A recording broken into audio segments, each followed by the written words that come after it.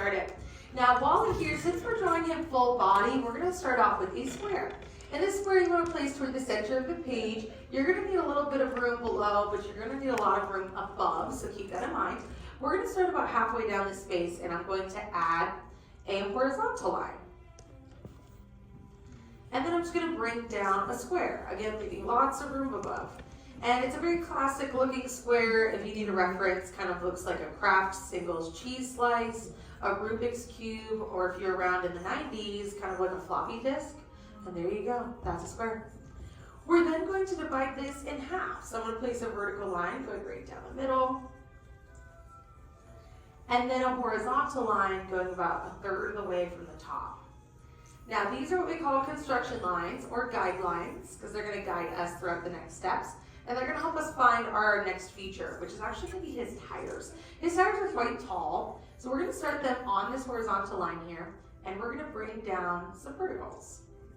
Now the reason that they give him very tall tires is so he can climb over things. If you think about it, he's very much on his own on Earth, right? Like what's his job? Do you remember? He's cleaning up trash. Yeah, he's a trash compactor. He's got to clean up the planet. Now, in order to do this, he's got to go around mountains of trash, scoop it up, and compact it. Now, if he couldn't get over the piles of trash, he would get stuck very quickly, and the movie would have been over in like 3 minutes, right? So they have to make sure he can actually climb over rocks and those piles of trash. So we're going to go up, again, about the size of like a third of the square below it, and you're going to add the floor, which is just going to be a big flat line.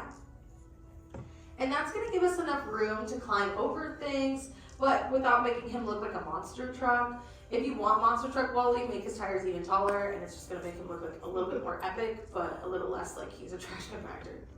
So I'm just going to add 2 more little lines here, and there we have his tires. So it should look like a square and 2 rectangles. We're then going to go above this, and we're going to start to build up his eyes. Now, I think the cutest thing about Wally is his eyes. It gives him this like sad little puppy dog look. And this starts above the square. I want to go maybe about half the size of the square above this, and I'm going to break down 2 diagonals. And what you want is to make this at least the width of his body. I would try to make it the exact same width as a square. And it's going to look like we're placing a little umbrella above him. Kind of like when he's like protecting Eve, right? He's got a little umbrella. That's what we're going for here as well. We're then going to add a U going from the edge of that line slightly down and back into the center. We don't want the eyes to touch in the middle, but they do come fairly close. So we're going to have what looks like 2 half circles here, and it's going to give him those eyes, which is also the first part of our drawing that's not going to change. So once you're comfortable with that shape, you're going to start to go around, pushing down on your pencil, and we refer to this as locking in. Now this helps us find all of those favorite lines, and all of our least favorite lines, those little light lines, can start to disappear into the background. So you only see the dark ones at the end. And you can see that contrast. Now his eyes here are actually based off of a very specific tool that can help you see very far away. Do you want to take a guess?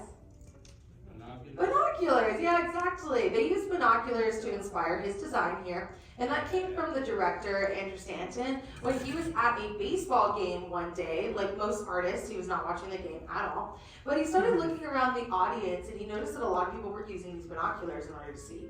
Now, when he was doing that, he noticed that depending on where their eyes would sit on their face, it would change the emotion that it looked like they had. Because right now, the way we have it with Wally, with the eyes tilted down like that, it makes him look slightly sad. But if we were to tilt his eyes in the other direction, it would make him look mad. So he actually used the rest of this baseball game to see how many emotions he can get off of 1 pair of binoculars, and that's when he really decided to give it to Wally, because he was able to find quite a few emotions with such a simple shape. We're then going to go inside of this, and since he is a robot, he's going to have cameras for his lenses here, and we're going to add these little circles here, right, toward the inside. So you want to place it closer to the center of his body, but you want this to be a full circle, touching the top and the U. And I'm going to darken in that circle, locking that in all the way around. And on the inside, if you want some extra credit, you can add another circle that gives him a highlight. Now this highlight's not required, but what it does is it shows that his eyes are very shiny, and it makes him look a little bit cuter. Since these are camera lenses, they're bound to be very shiny, right? They're gonna reflect the sun. So I like to do that, and it does make him look extra adorable. And you wanna make sure this is nice and dark, so So feel free to go through and shade that in a few times. Now, when they were making this movie, it really changed. This wasn't the film that they were originally planning to make. In fact, the first version of this film had nothing to do with the environment at all, which is kind of hard to believe when you watch this movie, right? Because like after this movie came out, I feel like it changed everything for me. I was like, someone like glittered, and I was like, have you not seen WALL-E, right? Like, look at the planet, that kind of thing. But that's not what they were going for in the beginning. They were like, cute robot movie, right? And things just kind of shifted. They wanted it to have like an overall story. But that change was one of the many reasons this movie was so acclaimed. In fact, this movie is tied for the most Academy Award nominations for Disney with Beauty and the Beast. So both of these were nominated for 6 Academy Awards. And it's really hard for animated movies to be nominated because a lot of people consider them as a children's genre. And even though it's simply an artistry, sometimes it's really hard to get those nominations. So they did really good with this one.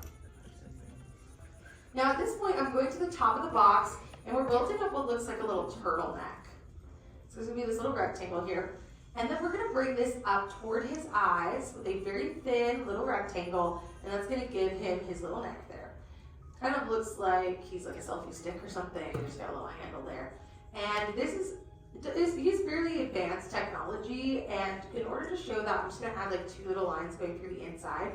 Now, we're not going to add like super detailed technology here, but it does help us show that his neck can extend, almost like a tripod. He can bring up his neck so he can look around, and that's just what we're showing there. Simple little details.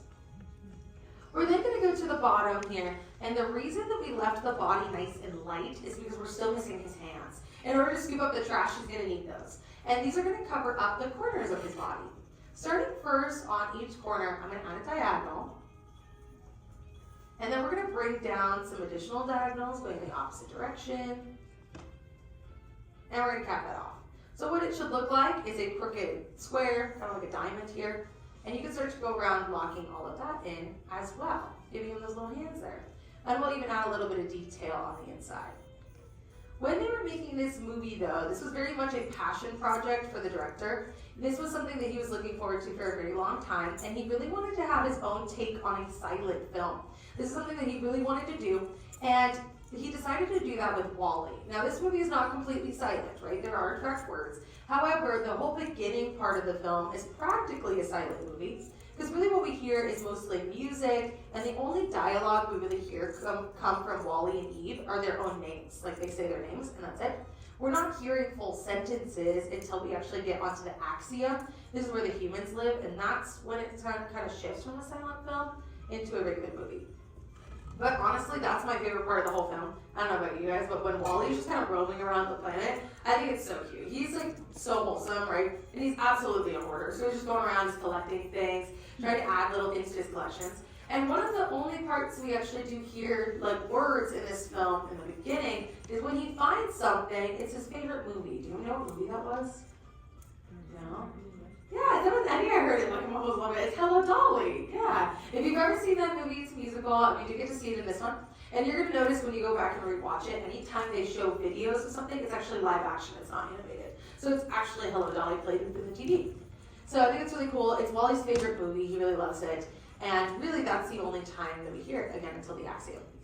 Now, I'm adding some little rectangles on the top there for like a hinge, and his fingers can be separated with a little diagonal line. From there, we're going to start to go around, and we're going to darken in the rest of his body. So anything that is not being covered up by the hands, you can start to go around and lock in. Now, in order to get this movie into that like silent film aspect, he actually studied a lot of silent film actors. So he actually spent 18 months of lunch breaks watching Charlie Chaplin, Buster Keaton, really just make sure that he was getting that like filmography very like well. He wanted to make sure that he was capturing that style in a very good way, and he was studying the experts in order to do that. Because he loved the way that they were able to convey emotion and story without actually using any words, and this is really what worked out for Wally. Because the first time I watched this movie, I had no idea there wasn't any dialogue. I was just there for the cute robot, right? It didn't click for me until someone actually pointed it out. So you might notice it the next time that you watch it, but I think it's really fun. And again, that's my favorite part of the movie. My favorite part is when he finds the ring box. Does anyone remember that? Yeah, he like is going around and he finds this ring box and he opens it up and there's a diamond ring. And he's like, ooh, right? And then he chucks the ring and he's like, that's a nice box. And I love it because I think that just shows his personality so much, right? That's like every toddler and cat ever, they just want the box. And that's what we see here for Wally. Why would he need a ring, right? Humans aren't on this world here. There's no value to this ring at this point. So he just looks at this box and he's like, that's a cool contraption, and he keeps it.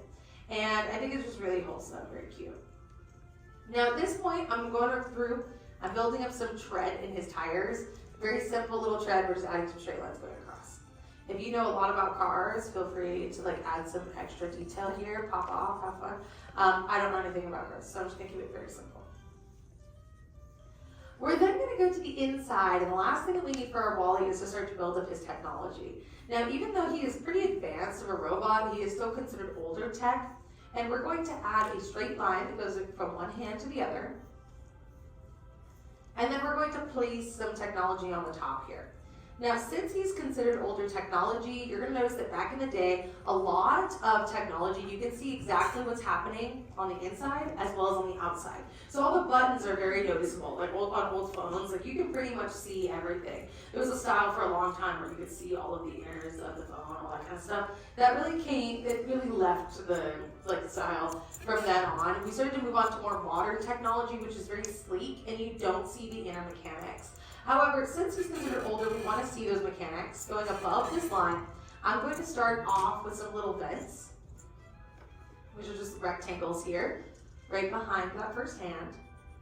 But these vents are literally, and all of these other details we're going to add, they just tell us about his job. So if you want to change his job and he's now a churro maker or something, you can do that. But this is just telling us what he does. On the other side, this is showing us his power. So I'm going to add a little square. And what powers Wally? The sun. Yeah, he's solar powered, exactly. So we're going to add that on the inside. I'm going to add one little line dividing it, and we're going to add a very cartoony little kindergarten sun, just right there, and boom. We already know he's solar powered, right?